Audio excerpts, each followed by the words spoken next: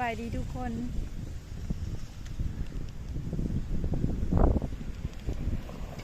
วันนี้ค่อยมาย่างลิก็ต้องให้เอาไปก่อนนะฮะ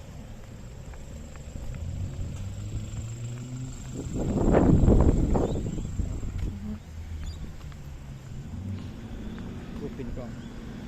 ปิดแล้ว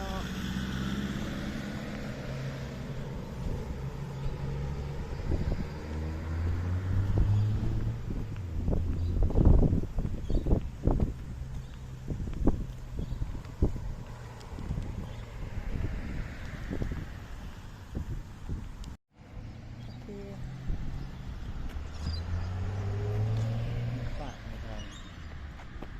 ไปเลยป่ะ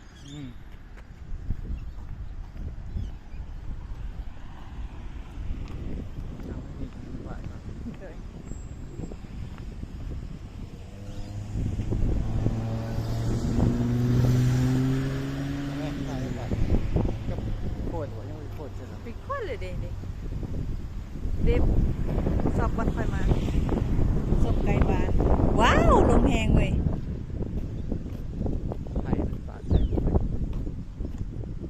เขาบริสปอนเซอร์เฮา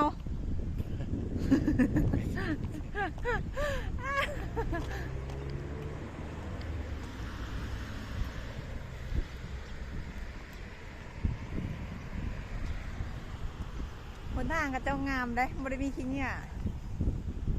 แถมเป็นระเบียบอีกอันนี้ทางย่างเขาก็มีทางย่างให้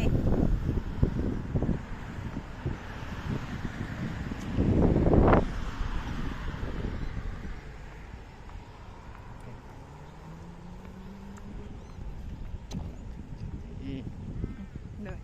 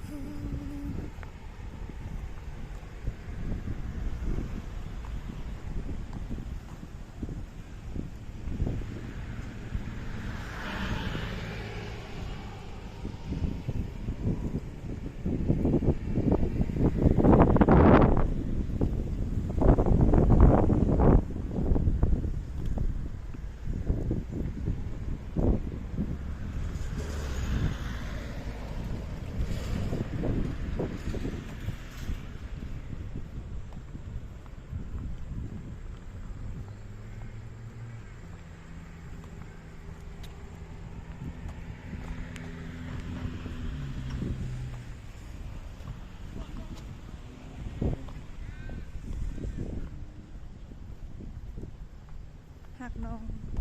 เว้าเกี่ยวกับน้องอย่าว่าในบ่ห้องอ่ะยิ่งวันเนาะ